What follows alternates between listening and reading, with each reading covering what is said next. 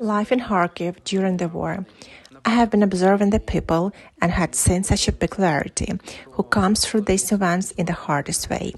I have the neighbors who came through the war event secondly. First event was in 2014 when Donetsk was captured and there were war activities, and in 2022. For these people, this war is a complete helplessness. It's interesting that we met before the war and they said we wouldn't go anywhere. We are already tired of moving somewhere. I met these people in 2 weeks. Before that, they called me and asked for food, and we gave them. They didn't want to stay in touch. They closed, didn't answer the calls, nor open the door when we were knocking. They were completely blocked, and in 2 weeks, I met my neighbor. She was in a terrible emotional and physical state. She had red eyes, fear, fatigue. She called me herself because close to her gate stood 2 unfamiliar persons, and she was frightened very much. So these people survived fear for the first and for the second time. When I saw her, I asked her, "How much do you sleep?" She answered, 3-4 hours in the basement in turns. I asked her, "How much do you eat?" She answered, "Once per day."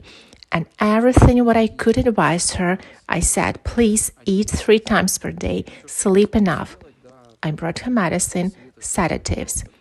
There is an interesting thing when we consider the whole human personality, its spirit, soul, and body. So she prays. She doesn't care about her physical condition. What about emotional part? She answered herself. She said, "You know, I talked with you for a few minutes and I felt better."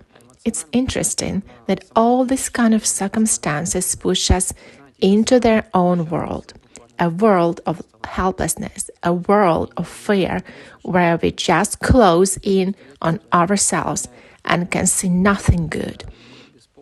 But it is so important to take an active position in your life. I mean, to do something. There was an interesting experience in Leningrad. Survived those people who woke up in the morning and did at least something.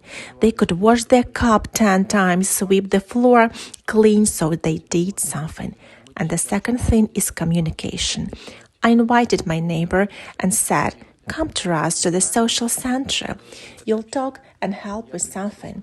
But communication is real power.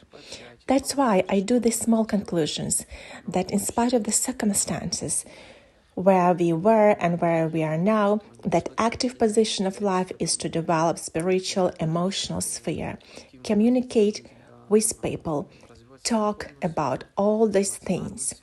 And second is to care about the physical state. Yes, let's take care of ourselves. And all the best.